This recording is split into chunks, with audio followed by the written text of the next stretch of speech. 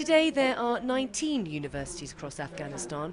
The American University is one of the smallest, as well as being the country's only private, not-for-profit institution of higher education. In 2002, when I came back to Kabul, there was no higher education.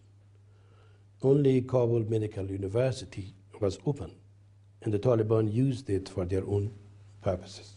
Driven by a desire to modernise Afghanistan's higher education system, Dr. Sharif Fayez, a former Minister for Higher Education, founded the American University of Afghanistan, which enrolled its first students 2 years ago. Studying Bachelor's of Business Administration, and I will be making my own Islamic bank in Afghanistan because as such there is no Islamic bank in Afghanistan.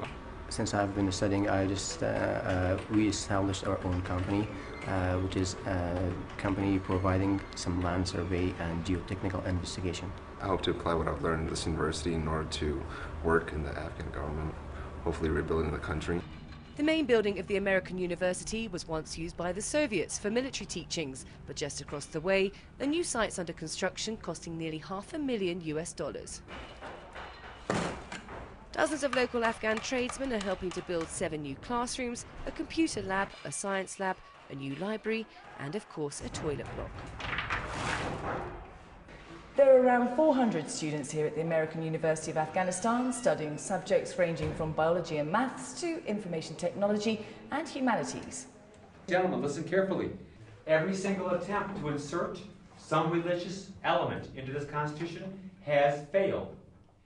During their reign, the Taliban led a war against education, books were burnt, and it was forbidden for females to go to school.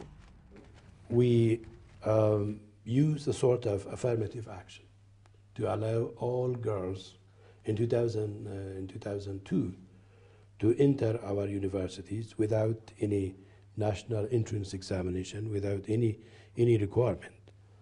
So the number of girls dramatically increased to about 15% of the students in Afghan higher education.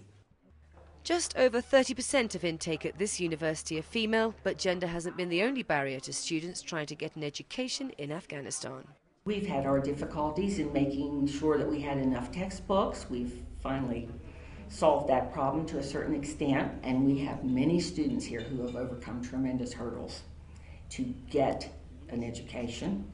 They have been persistent through great difficulties and have finally gotten to the point where they're here at the American University, and they are not going to waste this opportunity. So what now for the future of education in Afghanistan? With security and stability, education will progress, will make a very significant progress. However, the government should make education a priority.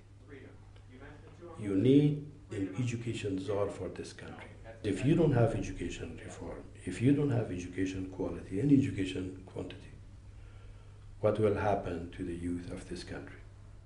It's hoped the new site here at the American University will be completed by the end of summer. There'll be no time for downing tools though, as work then begins on another new campus to hold an extra 1,200 students. Mel Preen, NATOchannel.tv.